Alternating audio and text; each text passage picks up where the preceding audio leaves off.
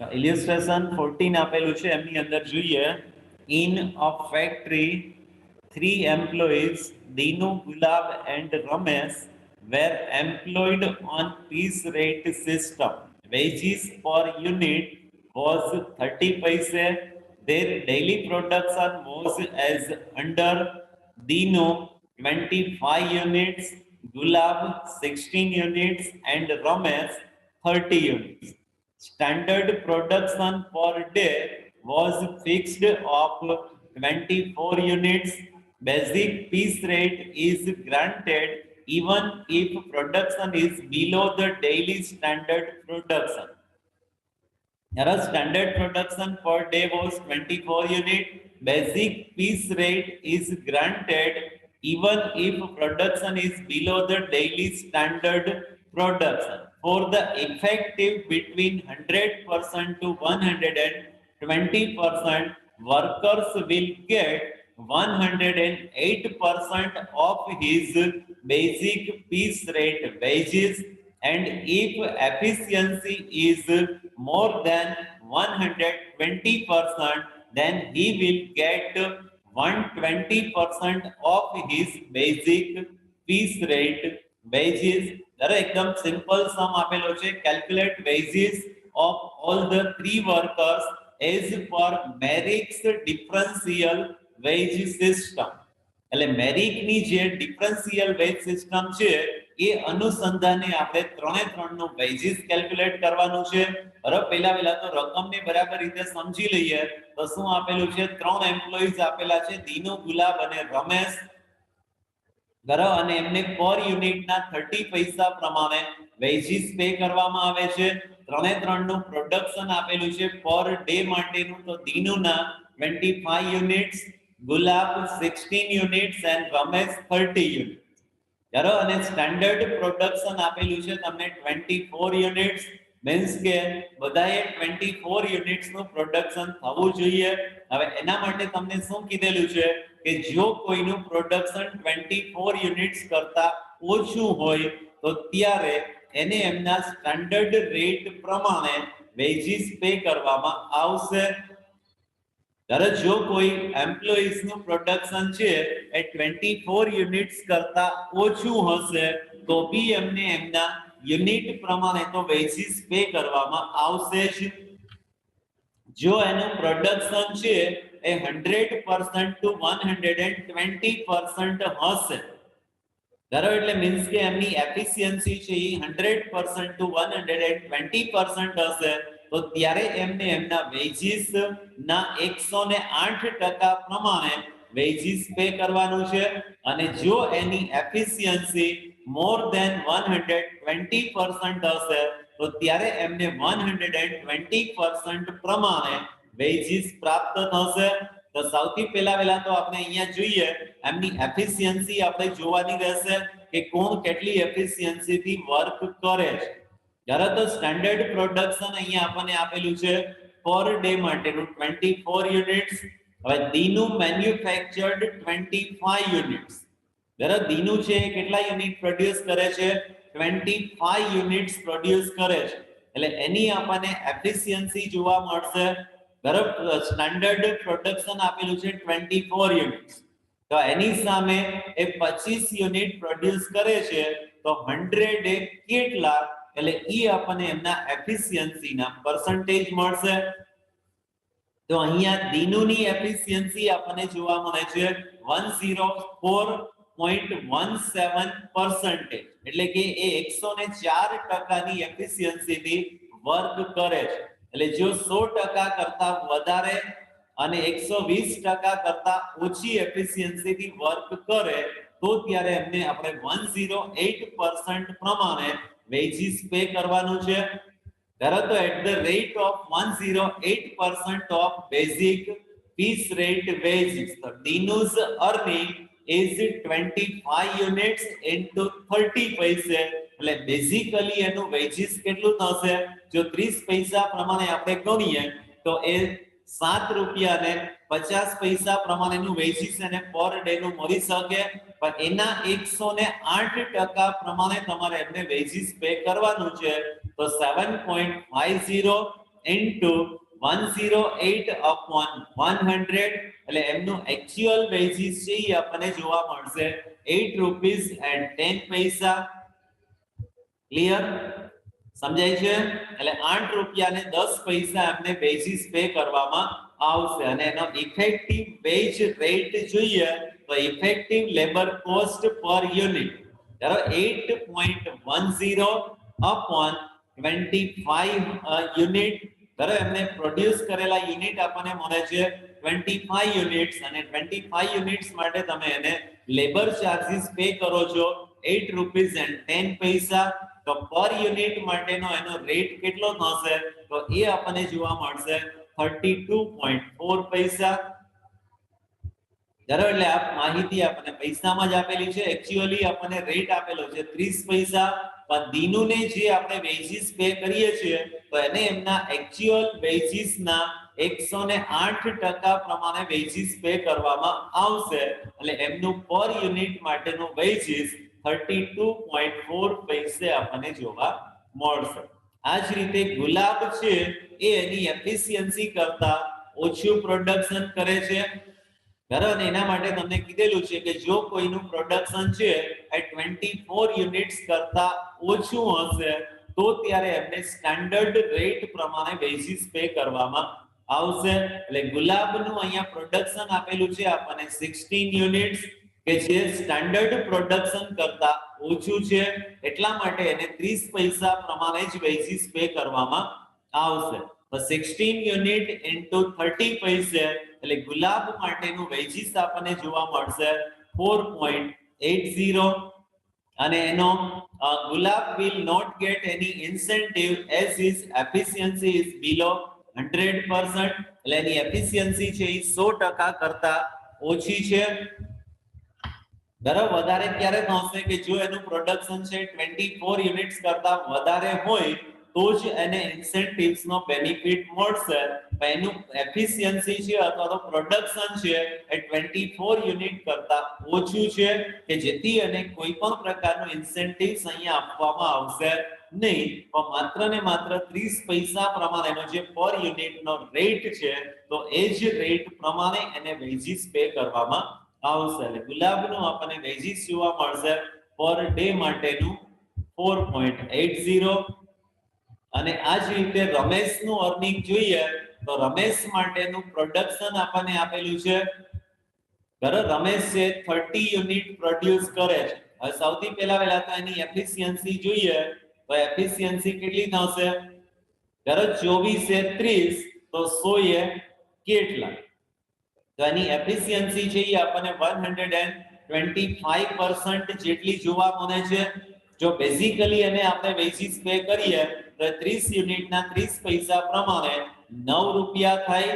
એની efficiency છે એ 125% પ્રમાણેની છે માટે એને જે વેજીસ પે કરવામાં આવશે એ વેજીસના 120% પ્રમાણે વેજીસ પે કરવામાં આવશે. હવે એનું બેઝિકલી વેજીસ છે 9 રૂપીસ થાય છે એના 120% કરીએ તો 9 into 120 upon 100 એટલે રમેશનું પર ડે નું અર્નિંગ્સ આપણને જોવા મળશે 10 રૂપીસ and 80 પૈસા બરાબર. હવે એનો ઇફેક્ટિવ કોસ્ટ પર યુનિટ જોઈએ તો 10.80 upon 30 એટલે એને જે બેઝિસ પ્રાપ્ત થશે પર યુનિટ માટેનું એ 36 પૈસા પ્રમાણે પર યુનિટ બેઝિસ રમેશને પ્રાપ્ત થતું જોવા મળશે બરાબર. જનરલી આ પ્રકારનો સમ આપણે આની પહેલા બી કેલ્ક્યુલેટ કરેલો છે બરાબર. મેરિક્સ ની જે ડિફરન્શિયલ વેજ રેટ સિસ્ટમ આપેલી છે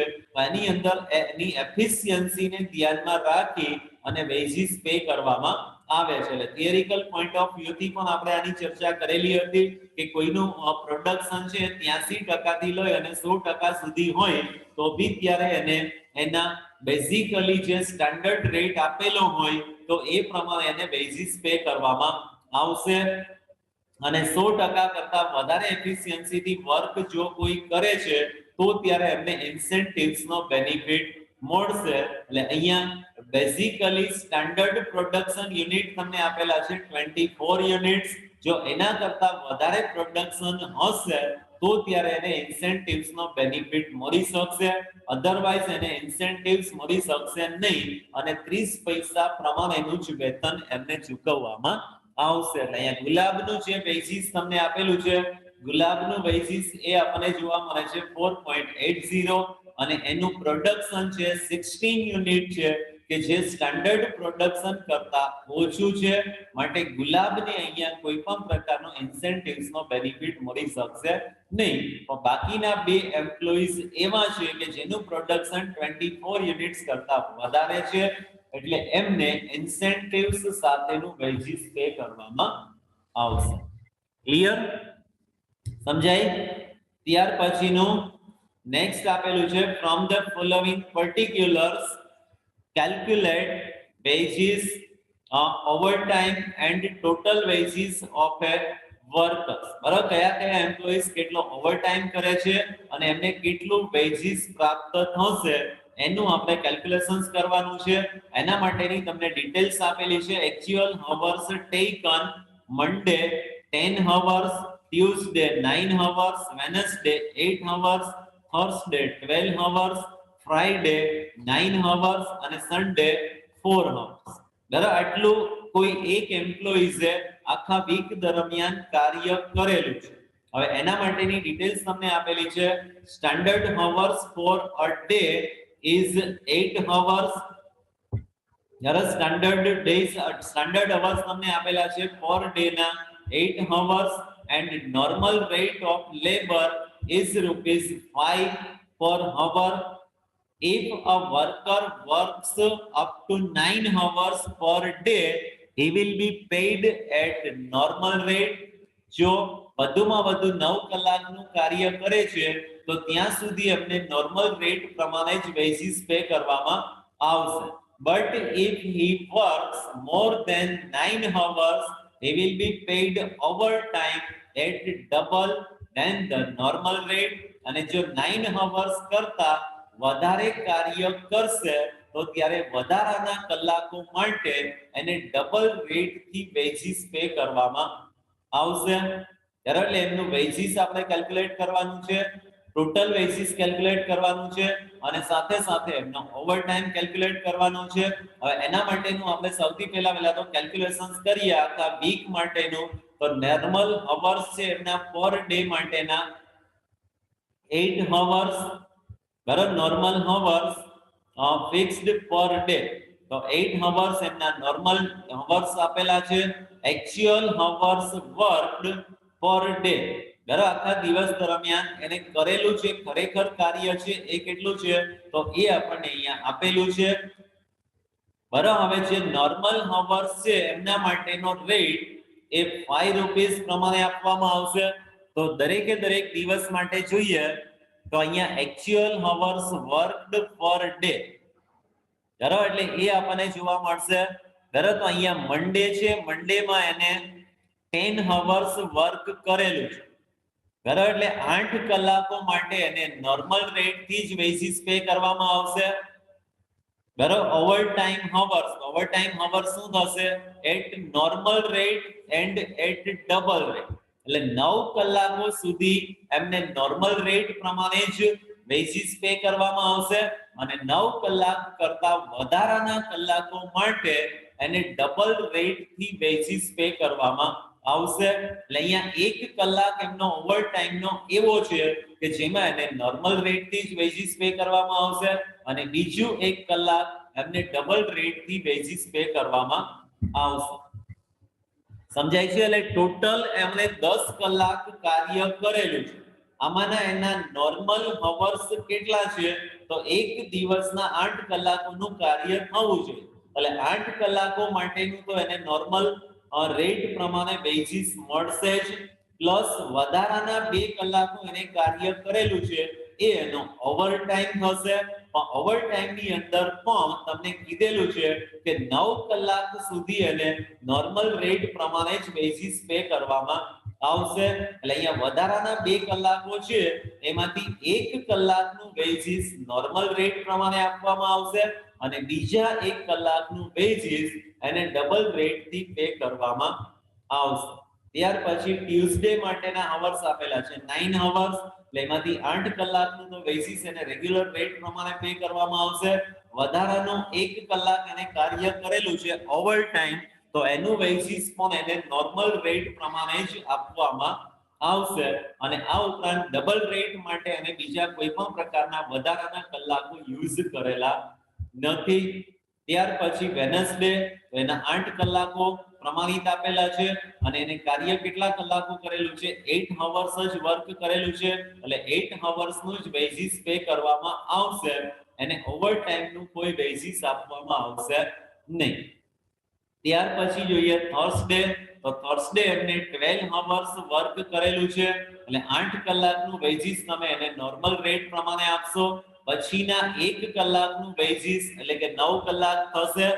1 કલાકનું બેસિસ છે એને નોર્મલ રેટ પ્રમાણે આપવામાં આવશે અને પછીના 3 કલાકો માટેનું બેસિસ એને ડબલ રેટ પ્રમાણે આપવામાં આવશે. એટલે કુલ 12 કલાકો કાર્ય કરેલા છે, એ 12 કલાકોમાંથી 8 કલાકો એમના સ્ટાન્ડર્ડ અવર છે, એટલે એનું સ્ટાન્ડર્ડ રેટ પ્રમાણે અથવા તો નોર્મલ રેટ પ્રમાણે બેસિસ આપવામાં આવશે અને 9 કલાક સુધી નોર્મલ રેટ જ એપ્લાય કરવાનો છે. એટલે બાકીના જે વધારાના 4 કલાકો એને ઓવર ટાઈમ કરેલો છે એમાંથી 1 કલાકનું બેસિસ એને નોર્મલ રેટ પ્રમાણે આપવામાં આવશે અને બીજા 3 કલાકનું બેસિસ છે એ એને ડબલ રેટ પ્રમાણે આપવામાં આવશે. ફ્રાઈડે એના 9 અવર્સ છે, એટલે 9 અવર્સ માંથી 8 અવર્સ ના નોર્મલ રેટ અને બીજા 1 કલાકનું પણ એમને નોર્મલ રેટ પ્રમાણે જ બેસિસ પે કરવામાં આવશે. અહીંયા બીજા 9 કલાકથી વધારાના કોઈ કાર્ય કરેલું નથી, એટલે ડબલ રેટ પ્રમાણે એમને કોઈ પણ બેસિસ આપવાનું થશે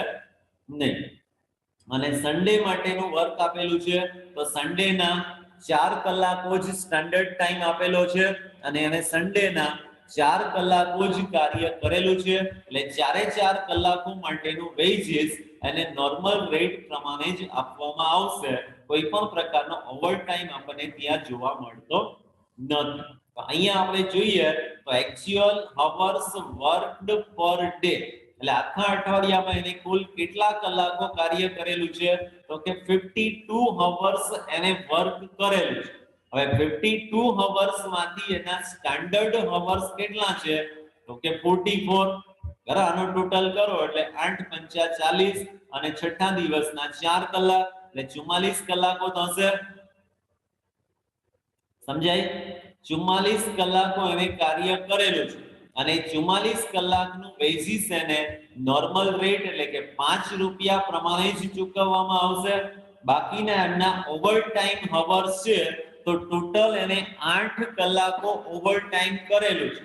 એમાંથી 4 કલાકો એમાં છે કે જેની અંદર એને નોર્મલ રેટ પ્રમાણે જ બેસિસ પે કરવામાં આવશે અને બાકીના 4 કલાકો એમાં છે કે જેમાં એને ડબલ રેટ પ્રમાણે બેસિસ પે કરવામાં આવશે.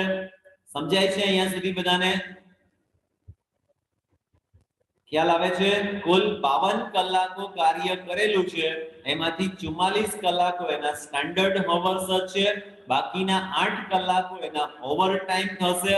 પછી 8 કલાકોમાંથી 4 કલાકો એવા છે કે જેમાં એને નોર્મલ રેટ પ્રમાણે બેસિસ પે કરવામાં આવશે અને બીજા 4 કલાકો એવા છે કે જેમાં એને ડબલ રેટ પ્રમાણે બેસિસ પે કરવામાં આવશે.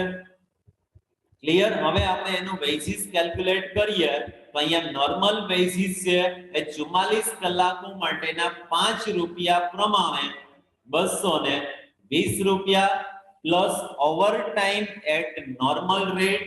તો નોર્મલ રેટ પ્રમાણેના 4 અવર્સ એમનું ઓવર ટાઈમ છે, એટલે એમનું બેસિસ એને આપવામાં આવશે 4 અવર્સ ઇન્ટુ 5 રૂપીસ એટલે 20 રૂપીસ અને બીજા વધારાના 4 કલાકો એમાં છે કે જેમાં એને ડબલ રેટ થી બેસિસ પે કરવામાં આવશે, એટલે બીજા 4 કલાકોનું બેસિસ અને 10 રૂપીસ પ્રમાણે પે કરવામાં આવશે અને એનું બેસિસ થશે 40 રૂપીસ. એટલે એ જે તે એમ્પ્લોઈઝ નું આખા વીક માટેનું બેસિસ થશે 280 રૂપીસ. સમજાય છે? એટલે અહીંયા સ્પષ્ટ આપણને કીધેલું છે કે 9 કલાક સુધી કાર્ય કરે ત્યાં સુધી એને નોર્મલ રેટ પ્રમાણે જ વેજીસ પે કરવામાં આવે છે. 9 કલાકો થશે એટલે એમાંથી 8 કલાકો સ્ટાન્ડર્ડ અવર્સ છે અને બાકીનો 1 કલાક એ એનો ઓવરટાઈમ થશે, પણ એ ઓવરટાઈમ માટેનું વેજીસ એને નોર્મલ રેટ પ્રમાણે જ આપવામાં આવશે. અને જો કોઈ દિવસે 9 કલાક કરતા વધારાનું કાર્ય કરેલું હશે તો ત્યારે એ 9 કલાક કરતા વધારાના કલાક માટે એમને ડબલ રેટ અનુસાર ઓવરટાઈમનું વેજીસ પે કરવામાં આવશે. એટલે અહીંયા એ જે તે એમ્પ્લોઈઝનું આખા વીક માટેનું વેજીસ છે એ આપણને જોવા મળશે 280 રૂપીસ. ક્લિયર? સમજાય? Any question? હેલો, સમજાય છે?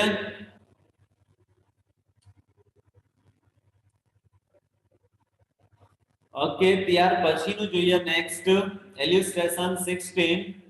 Time allowed for completion of work is 150 hours. અરે 150 કલાકોનો સમય આપેલો છે. Time taken to complete the work is 125 hours. આપેલો સમય 150 કલાકો છે અને એ કાર્ય એમણે 125 કલાકોમાં પૂર્ણ કરેલું છે. Labor rate per hour is rupees 4.80. કલાક માટેનો સ્ટાન્ડર્ડ રેટ આપેલો છે 4.80. and if material consumed is for rupees 350 and factory overhead are 25% of prime cost, find out factory cost as per LC premium plan. એટલે LC premium plan અનુસાર તમારે factory cost calculate કરવાની છે. એટલે અહીંયા ગણતરી જે તમને આપેલી છે એમાં પીસ રેટ પણ લીધેલું છે, ટાઈમ રેટ પણ લીધેલું છે, LC પ્લાન અને રોવેન પ્લાન. બરાબર, ચારે ચાર અનુસંધાને ફેક્ટરી કોસ્ટ કેટલી થાય છે એનું કેલ્ક્યુલેશન્સ કરેલું છે. બરાબર, અહીંયા ખાલી તમને પૂછેલું એક જ છે factory cost as per LC premium plan. એટલે ખાલી LC પ્રીમિયમ પ્લાન અનુસાર આપણે કેલ્ક્યુલેશન્સ કરીએ તો બી ચાલી શકે. અહીંયા કમ્પેરિઝન કરવાના દ્રષ્ટિકોણથી LC, રોવેન, પીસ રેટ અને ટાઈમ રેટ બધા પ્રમાણે ત્યાં એમનું બેઝિસ કેલ્ક્યુલેટ કરવામાં આવેલું છે. હવે અહીંયા જે કોસ્ટ શીટ આપણે બતાવીએ તો કોસ્ટ શીટ ની અંદર આપણે જનરલી શું બતાવીએ છીએ? એક તો મટીરીયલ કોસ્ટ. મટીરીયલ કોસ્ટ છે એ ચારે ચાર પ્લાન અનુસાર કેટલું થશે? 350 રૂપીસ જ થશે. બરાબર, તો material as per piece rate, time rate, Halsey plan અને રોવેન પ્લાન ચારમાંથી કોઈ પણ અનુસાર તમે ફેક્ટરી કોસ્ટ કેલ્ક્યુલેટ કરો છો તેમાં મટીરીયલ કોસ્ટ છે તો ચારે ચારમાં એક જ સરખી થશે. પછી બીજું તમે એમાં એડ કરો છો લેબર, એટલે ત્યારે તમને મળશે પ્રાઇમ કોસ્ટ. પણ લેબર આપણે કેવી રીતે કેલ્ક્યુલેટ કરવાનું છે? તો લેબર કેલ્ક્યુલેટ કરવા માટે તમને આપેલું છે piece rate system, time rate system, Halsey plan અને રોવેન પ્લાન. હવે પીસ રેટ સિસ્ટમ અનુસાર આપણે વેજીસ કેલ્ક્યુલેટ કરીએ તો પીસ રેટ સિસ્ટમ માટેની ફોર્મ્યુલા છે standard hours into labour per hour. બરાબર, 1 કલાક માટેનો વેજીસ એને કેટલો આપવામાં આવે છે? 4.80. બરાબર, અને એમને કેટલું ઉત્પાદન કરેલું છે એ કશું જ આપણને આપેલું નથી, પણ 150 કલાકો આપણે એને આપેલા છે. તો પીસ રેટ સિસ્ટમ અનુસાર એમને 150 કલાકો માટેનું વેજીસ પે કરવામાં આવશે. એટલે 150 કલાકો એને ગુણ્યા કલાક માટેનો રેટ એ આપેલો છે 4.80. એટલે as per piece rate system એ જે તે એમ્પ્લોઈઝ ને 720 રૂપીસ લેબર ચાર્જીસ અથવા વેજીસ પે કરવામાં આવશે. ટાઈમ રેટ સિસ્ટમ અનુસાર જોઈએ તો એને લીધેલો સમય actual hours into labour per અવર. તો ખરેખર એને એ કાર્ય કેટલા કલાકોમાં કરેલું છે? 125 કલાકો. અને 125 કલાકોના 4.80 પ્રમાણે એમને વેજીસ પે કરવામાં આવશે. ત્યારે 125 કલાકો એને ગુણ્યા 4.80 તો ટાઈમ રેટ સિસ્ટમ અનુસાર એમનું વેજીસ છે આપણને જોવા મળશે 600 રૂપીસ. ક્લિયર? આ બે સમજાય? ધારો જો પીસ રેટ સિસ્ટમ અનુસાર આપણે એમને વેજીસ પે કરીએ તો જો પીસ આપેલા હોય એટલે કે પ્રોડક્શન યુનિટ આપેલા હોય તો તમારે યુનિટ ધ્યાનમાં લેવાના છે, અને યુનિટ ન આપેલા હોય તો ત્યારે તમે અહીંયા સ્ટાન્ડર્ડ ટાઈમ જ ધ્યાનમાં લેશો, એટલે એમને સ્ટાન્ડર્ડ ટાઈમ પ્રમાણેનું વેજીસ પે કરવામાં આવશે. અને જો ટાઈમ રેટ સિસ્ટમ અનુસાર આપણે વેજીસ પે કરતા હોઈએ તો એમના એક્ચ્યુઅલ હવર્સ ત્યાં ધ્યાનમાં લેવામાં આવશે, એટલે ખરેખર કેટલા કલાકો કાર્ય કરેલું છે અને ગુણ્યા કલાકનો દર, તો ત્યારે ટાઈમ રેટ સિસ્ટમ અનુસાર એમનું વેજીસ છે એ આપણને જોવા મળશે 600 રૂપીસ. હવે હેલ્સી અને રોવેન પ્લાન અનુસાર આપણે વેજીસ કેલ્ક્યુલેટ કરીએ તો હેલ્સી પ્લાન માટેની ફોર્મ્યુલા શું છે? Actual hours into labour rate. તો એક્ચ્યુઅલ હવર્સ છે એમના 125 ઇન્ટુ 4.80, એટલે ખરેખર 125 કલાકો માટેનું વેજીસ કેટલું થાય છે? 600 રૂપિયા. પણ સાથે સાથે અહીંયા એમને બોનસ આપવામાં આવશે, અને બોનસ કેવી રીતે કેલ્ક્યુલેટ કરવામાં આવે છે? એઝ પર એલસી પ્લાન બચાવેલા સમયના એને જે વેજીસ તમે પે કરો છો તે બચાવેલા સમયના 50% પ્રમાણે એને બોનસ આપવામાં આવશે. અહીંયા એનો બચાવેલો સમય કેટલો થશે? Time saved 25 into 4.80. બરાબર, 25 into 4.80 એટલે એ તમને જોવા મળશે 120. એની 50% રકમ એને બોનસ તરીકે આપવામાં આવશે, એટલે 120 ના 50% કરો એટલે અહીંયા હેલ્સી પ્લાન અનુસાર એ જે તે એમ્પ્લોઈઝ ને 60 રૂપીસ બોનસ મળશે, એટલે હેલ્સી પ્લાન અનુસાર એનું લેબર ચાર્જીસ થશે 660 રૂપીસ. ક્લિયર? અને એઝ પર રોવેન પ્લાન, હવે જો રોવેન પ્લાન અનુસાર આપણે બોનસ કેલ્ક્યુલેટ કરીએ તો રોવેન પ્લાન અનુસાર actual hours into labour rate એ તો સરખું જ છે, એની બોનસની ગણતરી ત્યાં અલગ થશે, એટલે એની અંદર આપણે એનું બોનસ પ્લસ કરીએ તો બોનસ કેવી રીતે ગણવામાં આવશે? તો actual wages into time saved upon time allowed. બરાબર, એટલે આ રીતે એમનું બોનસ કેલ્ક્યુલેટ કરવામાં આવશે. હવે એની અંદર આપણે એમની વેલ્યુ મૂકીએ તો 125 hours actual hours into 4.80. Hello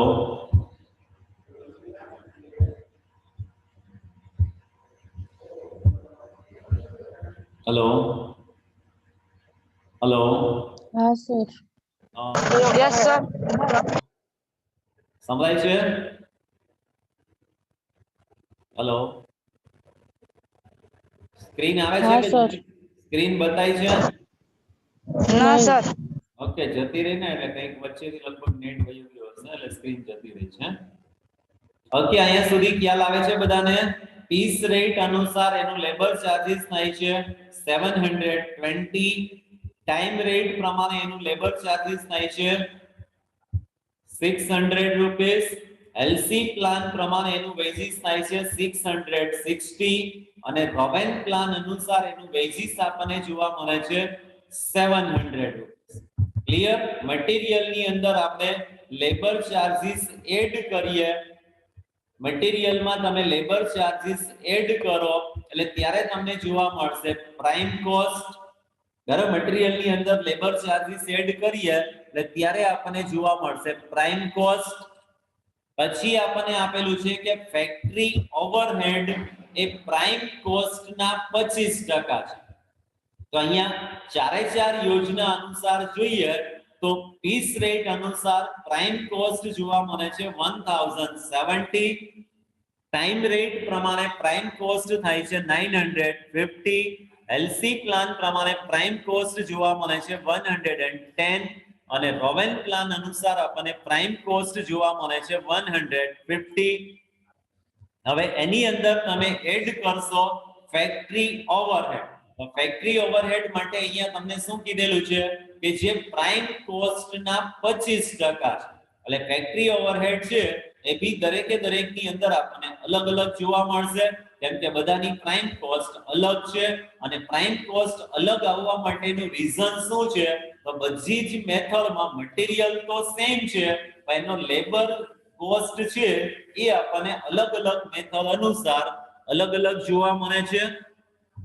clear? હવે અહીંયા 1070 ના 25% કરો એટલે એ થશે 267.50. તો પીસ રેટ અનુસાર ફેક્ટરી કોસ્ટ આપણને જોવા મળશે 1337.50. જો ટાઈમ રેટ અનુસાર આપણે વેજીસ પે કરતા હોય તો ત્યાં આપણને પ્રાઇમ કોસ્ટ જોવા મળે છે 950 અને એના 25% કરીએ એટલે એ થશે 237.50. તો ત્યારે આપણને ફેક્ટરી કોસ્ટ જોવા મળશે 1187.50. એલસી અનુસાર જો આપણે એને બેસિસ પે કરતા હોય તો ત્યાં 1010 એના 25% થશે 252.50. એટલે ત્યારે એમનું ફેક્ટરી કોસ્ટ જોવા મળશે 1262.50. અને જો રોવેન પ્લાન અનુસાર આપણે વેજીસ પે કરતા હોય તો ત્યાં એનું પ્રાઇમ કોસ્ટ જોવા મળે છે 1050 અને એના 25% કરો એટલે એ થશે 262.50. તો ત્યારે આપણને એનું ફેક્ટરી કોસ્ટ જોવા મળશે 1312.50. ક્લિયર? સમજાય છે? એટલે અહીંયા જો તમને રકમ આપેલી છે એમાં ખાલી આમ તો એક જ પૂછેલું છે કે factory cost as per હેલ્સી premium plan કેટલું થશે. એટલે ખાલી હેલ્સી પ્લાન જ તમે અહીંયા બતાવો તો બી ચાલશે, પણ અહીંયા એની જગ્યાએ એની બધાની ગણતરી કરેલી છે. એટલે કે પીસ રેટ અનુસાર વેજીસ કેટલું થશે, ટાઈમ રેટ અનુસાર વેજીસ કેટલું થશે, એલસી અનુસાર વેજીસ કેટલું થશે અને રોવેન અનુસાર વેજીસ કેટલું થશે. તો એ ચારે ચારનું કેલ્ક્યુલેશન અહીંયા તમને બતાવેલું છે, પણ ખાલી પૂછેલું અહીંયા એલસી જ છે. એટલે ખાલી એલસી ની તમે ગણતરી કરી અને ખાલી એલસી માટેનું ફેક્ટરી કોસ્ટ બતાવો તો બી ચાલી શકે. અહીંયા પ્રોપરલી તમે કમ્પેરિઝન કરી શકો એટલા માટે ત્યાં તમને જવાબના ભાગરૂપે એ ચારે ચાર મેથડ અનુસાર લેબર કોસ્ટ કેલ્ક્યુલેટ કરીને આપેલી છે અને ચારે ચાર મેથડ અનુસાર ફેક્ટરી કોસ્ટ કેટલું થશે તો એ દર્શાવવામાં આવેલું છે. ક્લિયર? સમજાય છે? Yes sir. Okay, any question? બરાબર, આજે જે કરાયું એમાંથી કંઈ પણ પ્રશ્ન હોય, કોઈ પણ બાબતમાં કન્ફ્યુઝન હોય તો પૂછી શકો.